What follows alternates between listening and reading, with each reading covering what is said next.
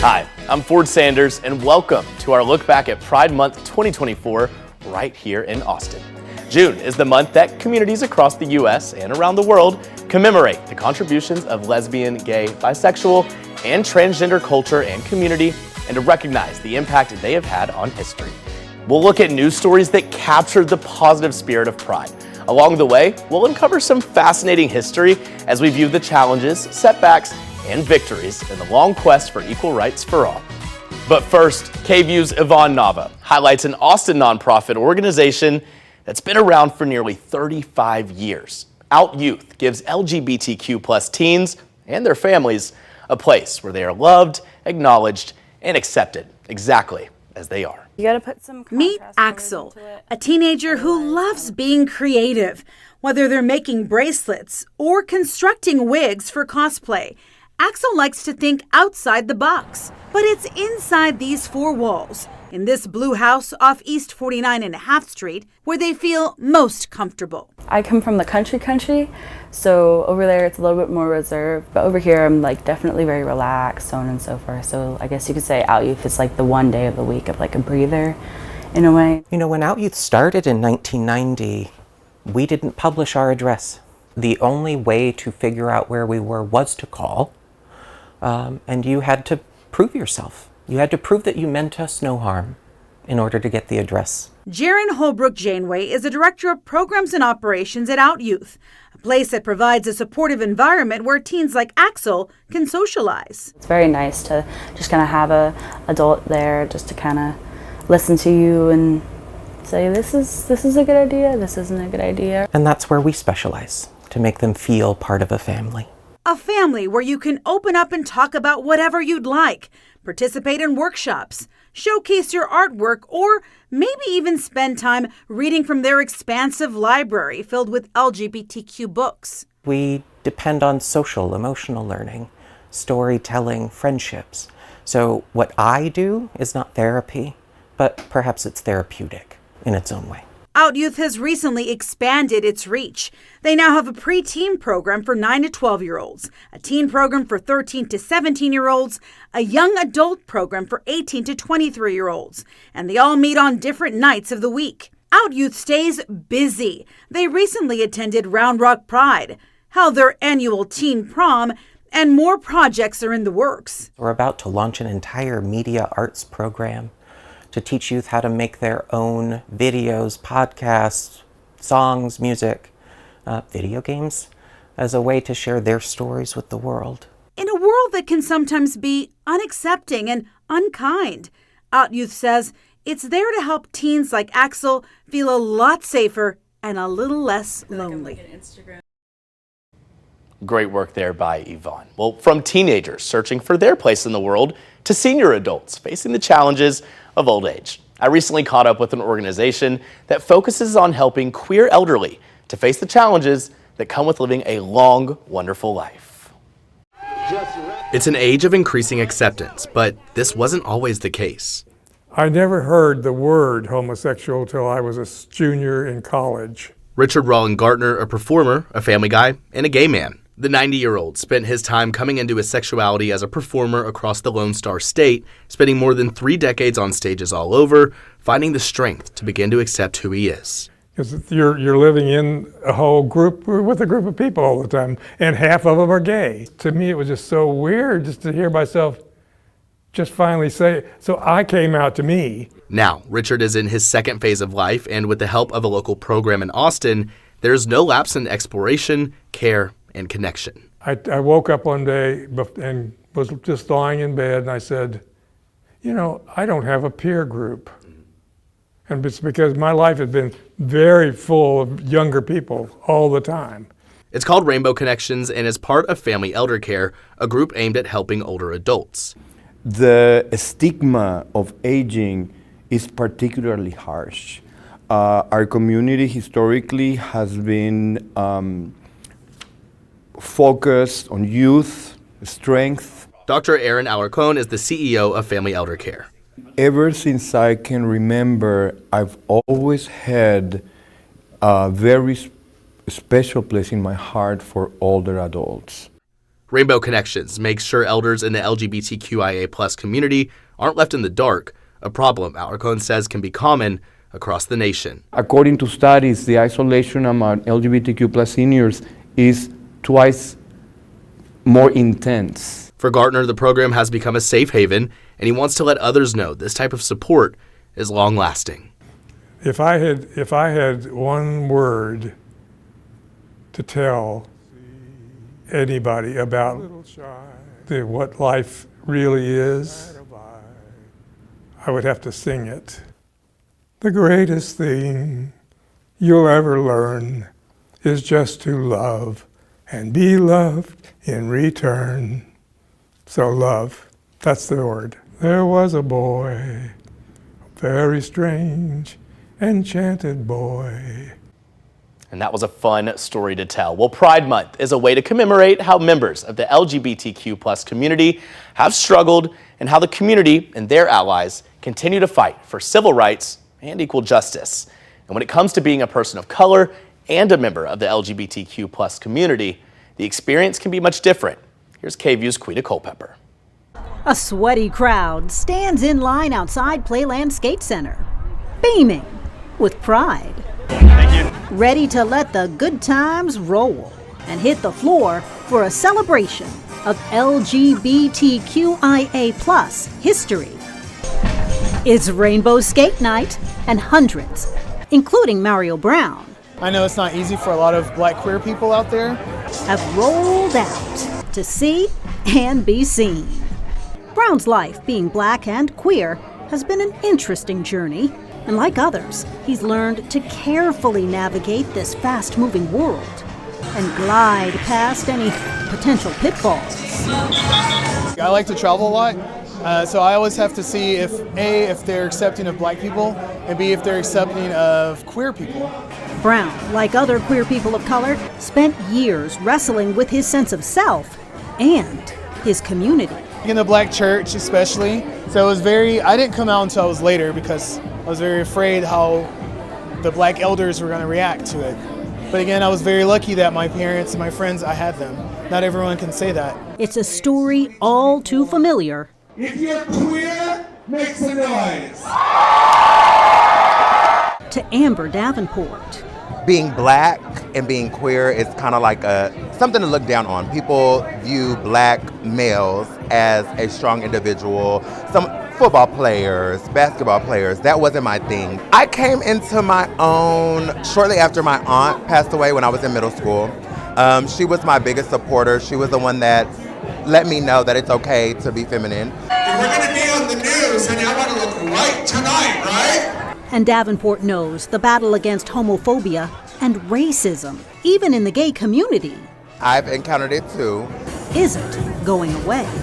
You may have to fight way harder than everybody else, but you'll get that top goal some way, somehow.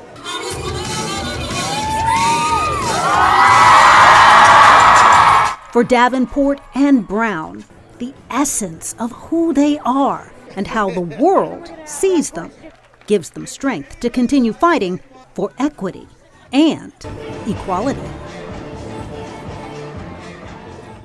8 or 9 years old, and I came out. What an incredibly brave, wise little one I was even before I knew, and it just felt so natural to be myself. Don't let other people dim your light for any reason. Like, you have your own internal power, and don't doubt that for anybody else, and find the people that fan your flames of delight. I'm Park Ballantyne, I'm a fabulous stylist, I'm queer, and I have pride in me. Well, right about now, it's probably a good time to step back and take a look at the milestones and setbacks in the road to equal rights for all. KVUE's Bob Buckaloo takes us back to a watershed moment in LGBTQ history at a bar called the Stonewall Inn. June 28, 1969, at a bar called the Stonewall Inn in Greenwich Village, New York, a date considered to mark a major turning point in the efforts by LGBTQ persons to gain equal rights under the law. Gay patrons at the Stonewall had been frequently harassed and arrested by police who were trying to rid the neighborhood of people they called sexual deviants. Angry gay teens and young adults clashed with aggressive police in the streets, leading to a 3-day riot, an event credited with sparking America's modern LGBTQ rights movement. LGBTQ people across the country kind of woke up or thought, hey, if they can speak up for themselves and their rights, I can too. That's basically what kicked everything off. June 28, 1970, exactly 1 year later, as thousands marched through Manhattan, a crowd 15 blocks long and considered to have been America's first gay pride parade. 9 years later, October 14, 1979, nearly 100,000 participate in the National March on Washington for lesbian and gay rights. LGBTQ people and their straight allies demand equal civil rights. A similar march in 1987 as hundreds of thousands of activists march in Washington to demand that President Reagan address the AIDS crisis. Even though President Clinton signed into law the Defense of Marriage Act that defined marriage as being between one man and one woman in 1996, the Supreme Court struck it down in 2013.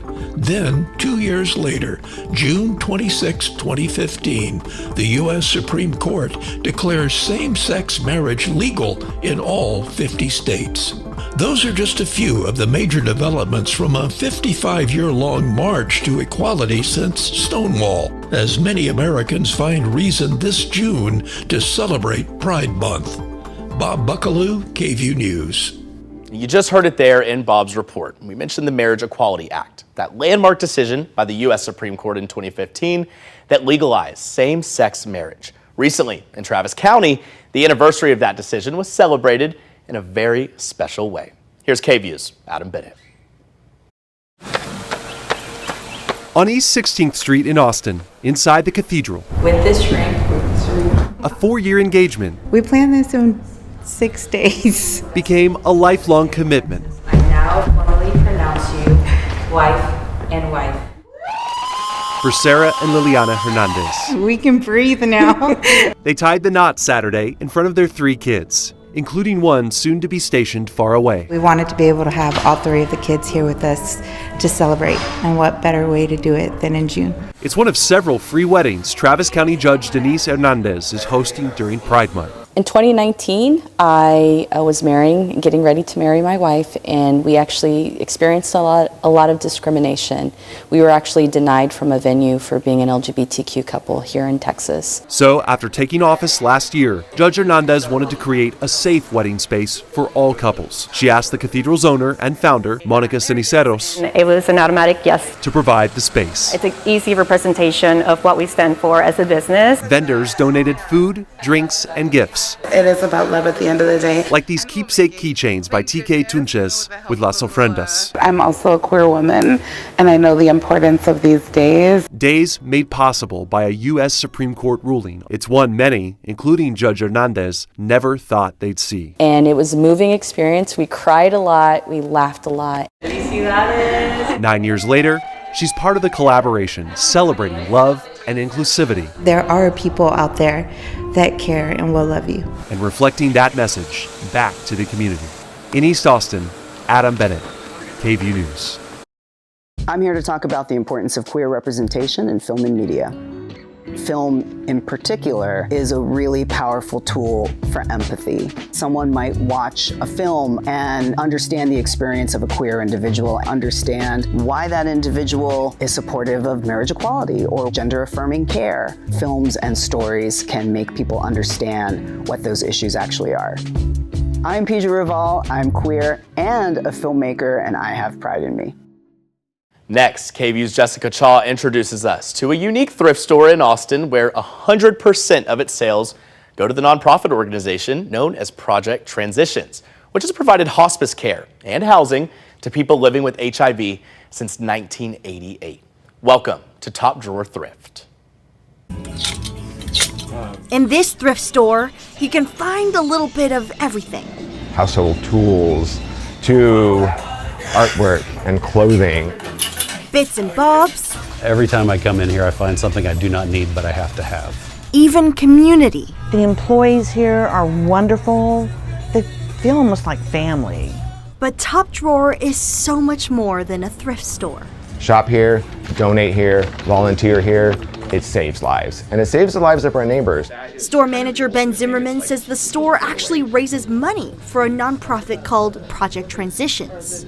When it launched in 1988, it was originally a hospice care facility for those with HIV and AIDS. In 1993, one of our board members came up with a great idea of having a thrift store, because so many people wanted to help right in the middle of the height of the AIDS crisis. Zimmerman says he remembers the 90s were an unknown time for those living with HIV and for the LGBTQ community. It was a very scary time, and people really stepped up and really wanted to help right here in our community in Austin. He says over the years, the project has evolved, growing from hospice care to now also housing folks experiencing homelessness and living with HIV. Our housing has gone from 24 homes to, by the end of this year, over 100, and a community center and doctor's offices. Every single bit of it paid with money from Top Drawer Thrift. It takes this huge community to make anything like this happen. And it's a beautiful thing to just be a little tiny part of. Zimmerman, who started as a volunteer at the store 15 years ago, says Austin really needed a space for the LGBTQ community. So they got loud and proud about it. I started painting rainbows on the walls and blowing bubbles outside and having markets, with queer small businesses. And it has grown, and it has done wonders for us as a business and for our fundraising. And it's reached the community. I think it's awesome. And that's why we come here. Becky Blackwell has shopped here for 6 years. It's like a community, and you're helping other people who need that help and that support. In a store that has a little bit of everything, they have a lot of pride in helping their family. Community is a tremendous part of that, and without that, places like this don't survive. In Austin, Jessica Shaw, KVUE News. Great story there. Well, there's a new movement sweeping through Austin to make country music more accessible to the LGBTQ+ community. They call it queer country, and there's a DJ and line dance instructor leading the charge. Here's KVUE's Eric Pointer with more. Ezra Edwards, who goes by DJ Boy Orbison, says country music is for everyone, but it hasn't always felt that way to him. I grew up rural, a very country background, and I'm queer, and I feel like there aren't, or when I was growing up, there weren't a lot of welcoming situations. He identifies as a queer trans man and wanted to create a space where other members of the LGBTQ+ community could turn to and enjoy the dance floor with whoever they want. It doesn't have to just be something for white, cis, heteronormative people. Regardless of gender, and if you can be masculine and follow, you can be feminine and lead. Ezra partnered with trans non-binary line dance instructor Nico Ozier. I just love to dance, so I kind of just started leading more as I learned them. Nico grew up going to dance classes, but they didn't think they would use them for this. My parents, when they threw me in that, did not think I would be a transgender boot-scooting Texan, leading a bunch of other queers into line dances. The pair not only gives people a space to have a boot-stomping good time, but also teaches them how. I start with very absolute beginner-friendly dances, stuff that your nana could pick up at a wedding. It's something they both say can be more than just a good time. If you grew up in a small town, or you don't have a good, healthy relationship with your past or your family, it could be a really healing experience. The healing and building community and having fun. Yes. Just being a little loosey-goosey. DJ Boy Orbison will keep spinning those nostalgic tracks for countrified line dance to teach to, and everyone to have a two-stepping good time. In Austin, Eric Pointer, KVUE News. From inclusive country music for all to music that touches the heart, Bob Buckaloo has the story of an Austin composer who has created a sad yet hopeful choral work that honors a young gay man who died violently in one of America's most notorious hate crimes. Our story is called Considering Matthew Shepard. Matthew Shepard was a 21-year-old University of Wyoming student whose death was one of America's most notorious anti-gay hate crimes. He was kidnapped, beaten, and left to die, an infamous act of brutality in 1998. As news of Matt's death spread, many people reacted with anger and grief, among them a musician who lives in Austin, Craig Hella Johnson. I had such a strong reaction that I just felt I've got to respond in some way. And I promised myself I will do something with music to respond to this. Craig is a classically trained composer and the founding artistic director of the Austin-based musical ensemble known as Conspirare. He channeled his grief into creating a remarkable music composition entitled Considering Matthew Shepard. I thought I want to write a big piece of music for choir and instruments and soloists about Matt, but also not just about Matt. I wanted the piece to really be about all of us, that an audience member could come to and see this story, but hopefully the piece would have an effect of letting them reflect, asking them to reflect on their own story. How do they participate in the questions that get raised? Considering Matthew Shepard is performed around the world, a broadcast performance was televised nationally, and the CD recording of the music earned a Grammy Award nomination.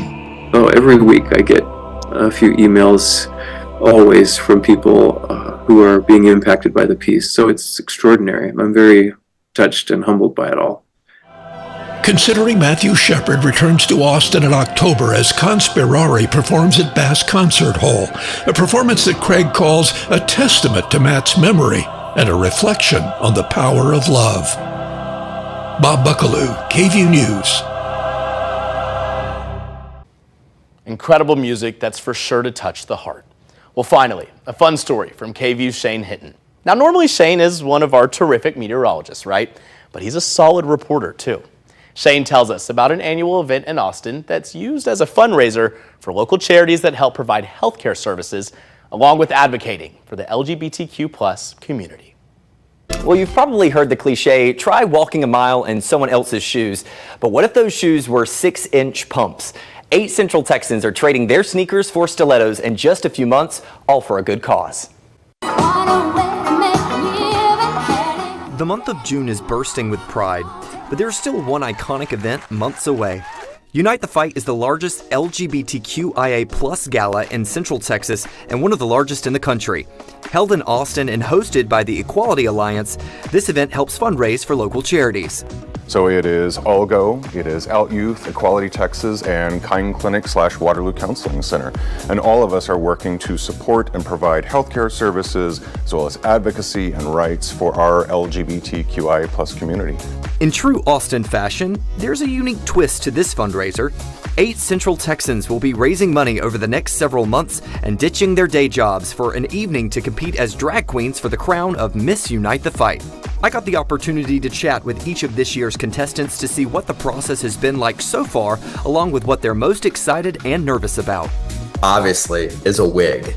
Okay, I mean, I've gone a long time with no hair, so I can't even imagine what it's going to feel like to finally have a mane on top of this head. Performing in front of everybody, I kind of have main character syndrome. I mean, you know, nervous is one thing, but ready is another. It's a tall order to get these contestants ready for the stage, but thankfully they don't have to do it alone. They've each been partnered with a local drag celebrity who will be teaching them the ropes. I've never pictured myself performing in the event. It's something that's completely new to me. So a little nervous on that front, but I'm in the hands of a great coach. I mean, we're in the driver's seat for all of this, right? So it's really us making the decisions and how we're gonna be raising money, what we're gonna be doing, mixes, dancing, makeup, all of that. Hello, I'm practicing what am I gonna look like with these hips, with this body, so. While at the end of the day, this event raises money for charity, the contestants contestants also have personal reasons for why they're participating. I lost my mom last summer, and I was a caretaker for her. So just kind of watching that, it made me really want to step forward and try things that I've always wanted to. I think it's important to be up on stage and really show that as a straight woman, I can be an ally and a voice to help support all the people that I love. Who will snatch the crown? We'll have to wait until September to find out. As we celebrate with pride, some final words now from two of the people we saw earlier in this program. Composer and conductor Craig Hella Johnson and author and American Studies scholar Dr. Scott Hoffman. We believe their words are important for everyone to hear. A good way, we think, to end our special program. Thanks for watching. All this comes down to love. Loving who you want to love.